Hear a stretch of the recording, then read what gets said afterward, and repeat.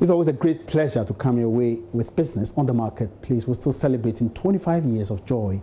Good afternoon to you. Welcome to the marketplace for today. Coming up today, IMF finally approves disbursement of some $1 billion to help government fight coronavirus in the country. We'll be telling you more about this shortly.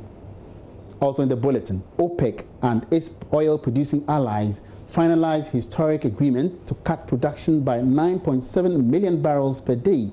We'll be discussing what this holds for the local economy and for consumers. Plus, VIP bus transport considering free bus services for security personnel enforcing the partial lockdown of parts of the country.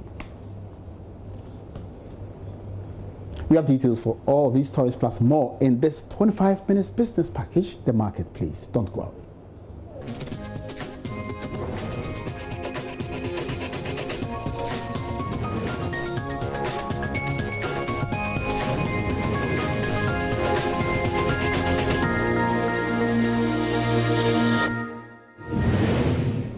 Thank you very much for your company on the marketplace. Welcome back.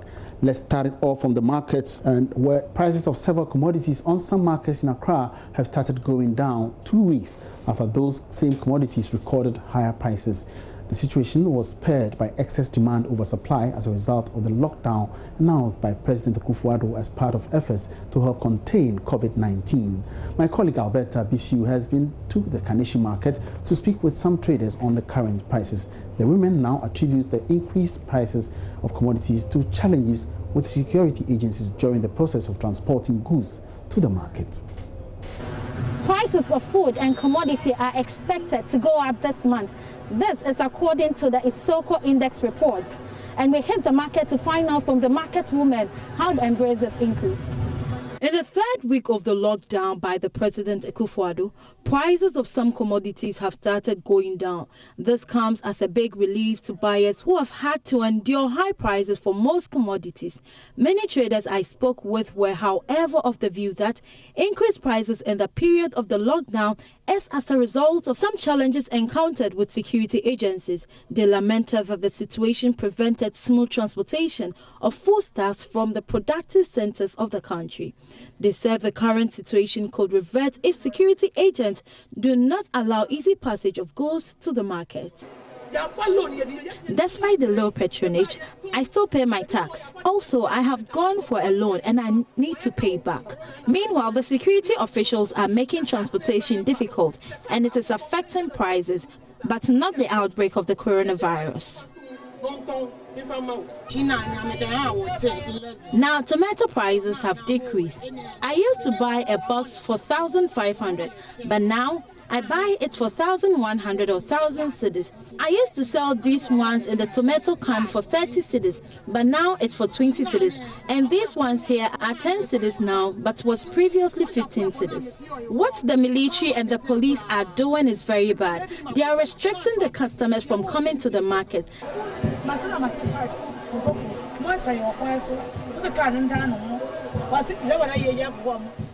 We were told we can come to the market, but we should observe social distancing. We close from the market at exactly 3 p.m. Our biggest problem is with the security agencies. They have made transportation difficult. So we spend a lot transporting our goods to the market, which also affects commodity prices.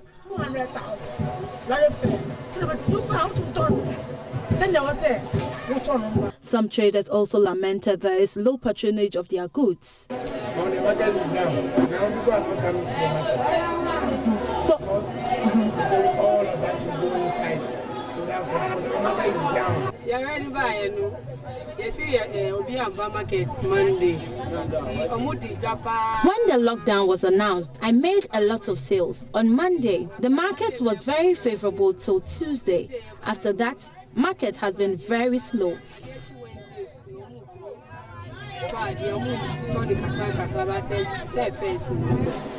Before the COVID-19, it was okay, but after that, market has been very slow. I also spoke to some consumers who shared their experience. The market is still the same. Things are quite expensive. As at before, you know, when we started the lockdown, there was a lot of things that are increased in the market. Like Gary, for instance, it's 15 cedis. At first it was 10 cedis. I bought cassava and tomatoes today. I have realized the prices have decreased as compared to previous days I visited the market. With my interaction with some of the market women, they have explained to me that indeed some of the commodity prices have increased, not because of the coronavirus or the lockdown, but rather the commodities are out of season. Tomato sellers, for instance, are saying that the prices have decreased, but there are fears they might increase it due to some challenges they have when bringing their goods to the market. Alberta BC reporting for Joy Business. Let's get to Kumasi now, where VIP Transport says it is considering free bus services for security personnel who are enforcing the partial lockdown of parts of the country.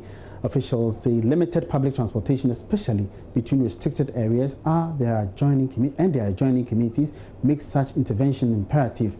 Nana Yaojima witnessed a presentation by VIP to the COVID-19 fund and has filed this report. Essential service providers face transportation challenges as security personnel at various checkpoints restrict vehicular movement. Alternative transportation arrangements by government came in handy for many of the health workers, though no official request has come from the security agencies. VIP John management believes support for them will be beneficial. Adakabre Frimpong Manson is in charge of public relations. Agencies are having difficulty, challenges in moving from their respective homes to their duty post. There may be such challenges, and it may be necessary that VIP would then consider to provide buses to transport certain security agencies to and fro the areas that they come from, predominantly to their duty posts. So VIP would continue to help the government of Ghana. VIP will continue to help the security agencies to ensure we all survive this pandemic.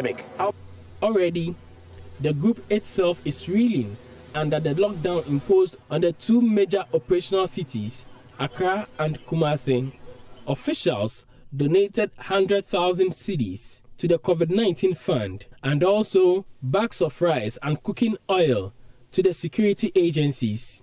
Mr. Frimpong Manson says the focus now is to help fight the pandemic. VIP having over 600 buses, and then given the amount of money we pay to ensure comprehensively our buses. So you can imagine that if such buses are still insured whilst they are not working, it means a lot.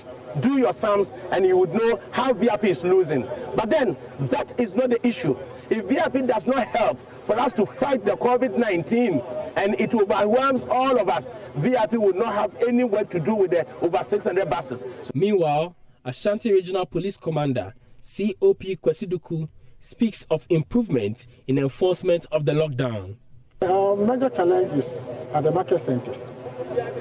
The MCs are also doing their best, unless they're able to educate the market women to ensure that they observe the social distancing. That is what we expect everybody to do. Because there's social distancing, unless we're able to achieve about 70% of the work done. From Kumasi for Joy News, Nana Yaojima reporting. This is live on the marketplace. Let's now bring you some more developments on the international market. And the board of the International Monetary Fund, IMF, has approved disbursement of some $1 billion by government to government, I beg your pardon. This is to help government to fight the coronavirus. JoyNews has been going through this statement and joins us with more updates. George, welcome to the marketplace. Thank you so much. Fellas, first tell us, how did we get here? Well, how we got here was that somewhere around March 16, the government made a request to the IMF that they need some assistance in terms of getting the required financial support to help stabilize the economy and help absorb the shocks that might be coming from the effects of the COVID-19. A lot of economies have gone under. The projection is that we are likely to go into a recession from the World Bank. The finance minister himself has projected that we might end the year at a 1.5% growth rate. That would be the lowest growth that we've recorded in 37 years. And therefore, in some of these crises, you need the required financial support to help weather the storms. And that is why that application was made to the International Monetary Fund.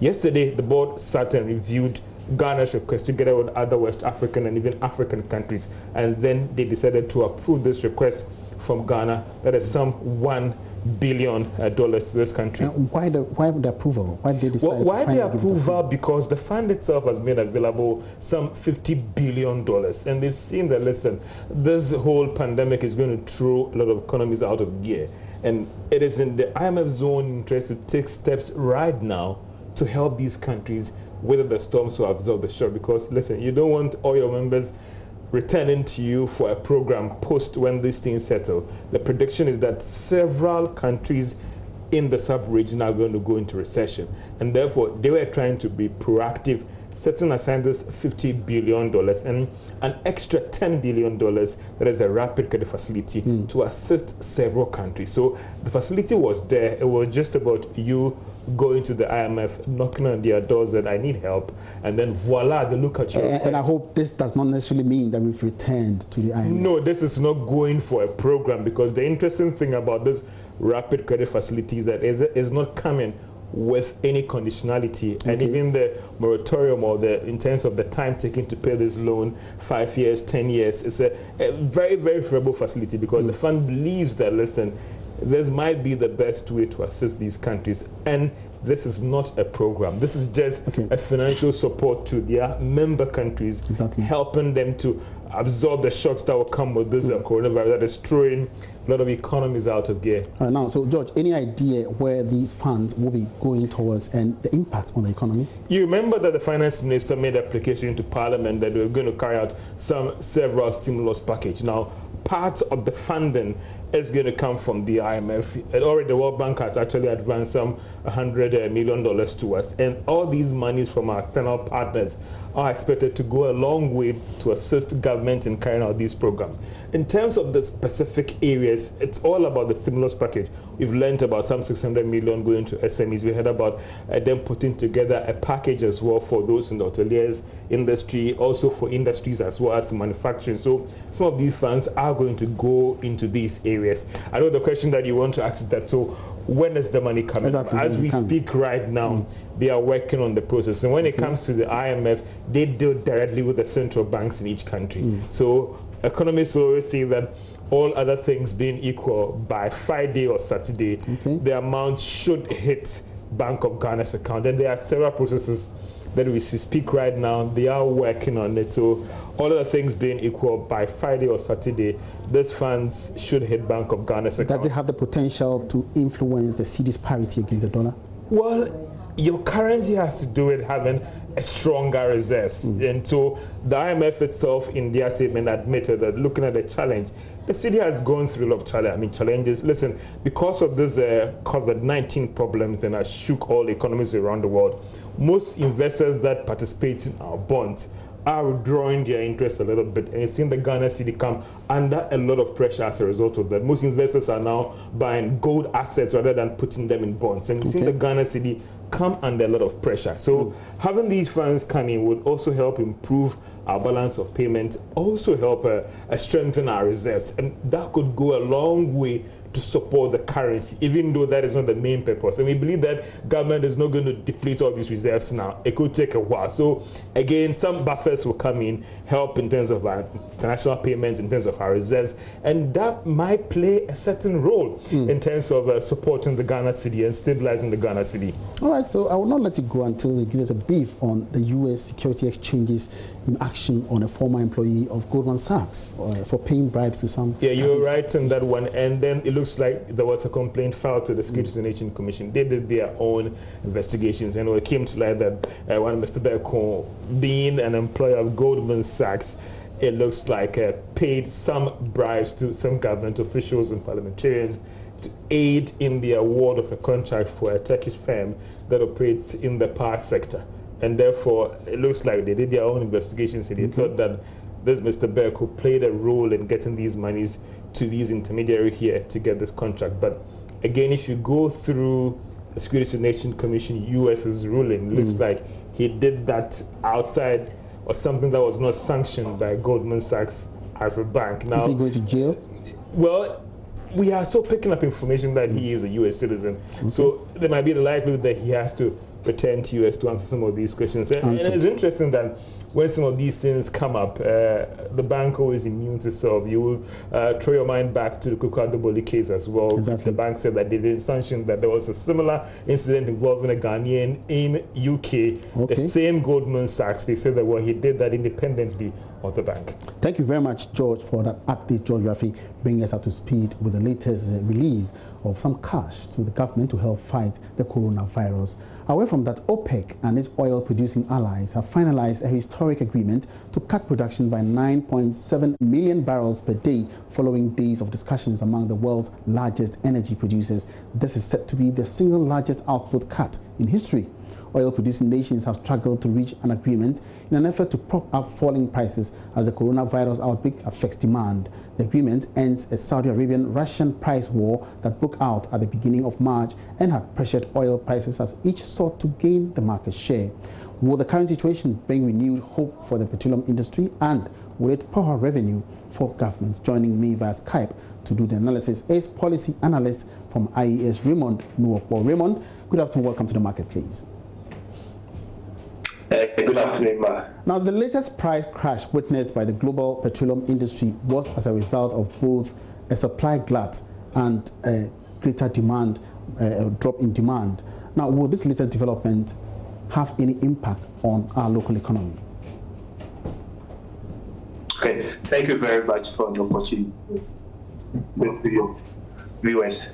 The factor very insufficient for the market as currently have been overwhelmed by our manager.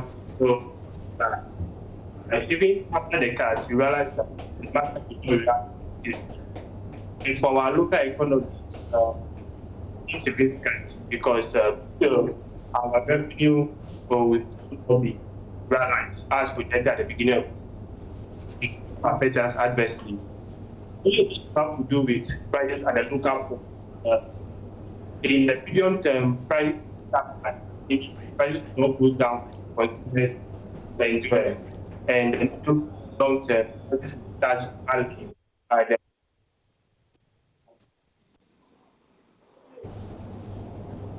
All right, Raymond. So, as an emerging country in oil and gas production like ours, do we have the opportunity to make significant gains out of this current development? Okay, so let me start saying this first. You have been able to be in a position to store enough reserve, like other countries and local countries are doing. I would say we will be able to get in the long run.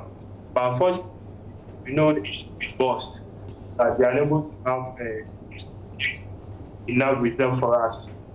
Also, the production cut planning for years, meaning in the next as prices may start running, which will increase government's projected revenue. But like I said, it will be difficult for market to go back to the $65 per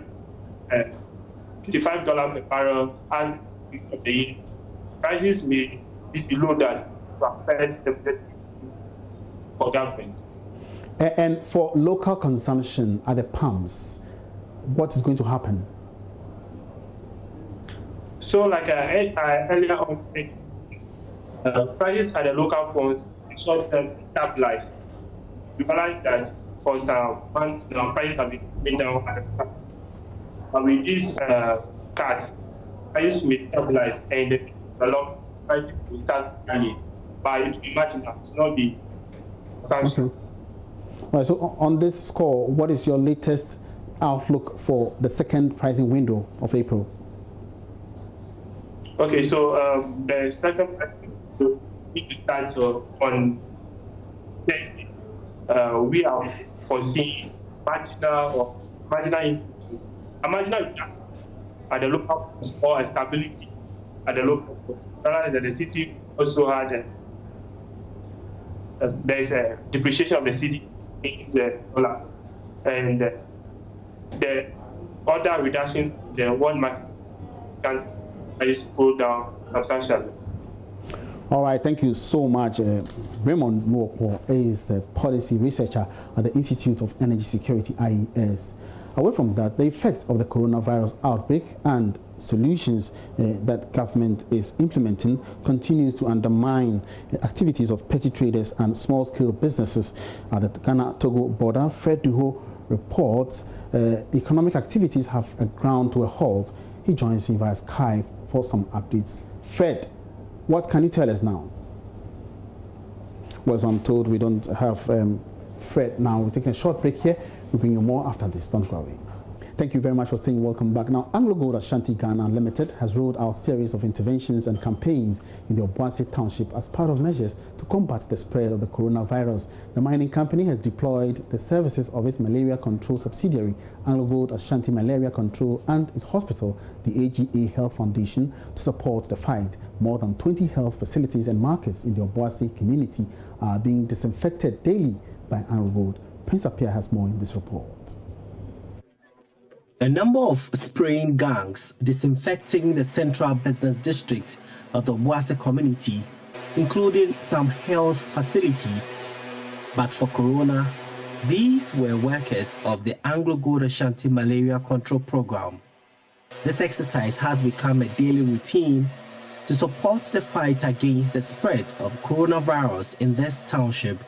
Senior Sustainability Manager for Anglo Gold, Emmanuel Beidou, says the intervention is to support the business community it operates. One of the notable things that we have done and continue to do has been to carry out spraying exercises in all public places and all key or strategic public places in Aboagye. For instance, on daily basis, we do spray all health facilities in and around Aboagye. These include hospitals, and then we also spray health centers, CHIP compounds, maternity centers as well across the municipal and then the district. And this, we are doing it through our malaria control program. Experts from Anglo Gold are currently part of the crisis management committees of the assemblies in Aboagye to enhance their crisis management. In addition to the spraying, more than 100 Veronica buckets and other sanitary items have been distributed to the communities. Mr. Beidou explained the support. We are also working very hard with the municipal and district assemblies to step up education in our communities. We have released our malaria control communication vans, and it is moving all around Aboagye in the communities. And that'll be a wrap for this edition of The Marketplace. Many thanks for your company. For more businesses, log on to myjoyonline.com/business. Thank you very much for staying with us, and do join us again same time tomorrow. Have a good afternoon.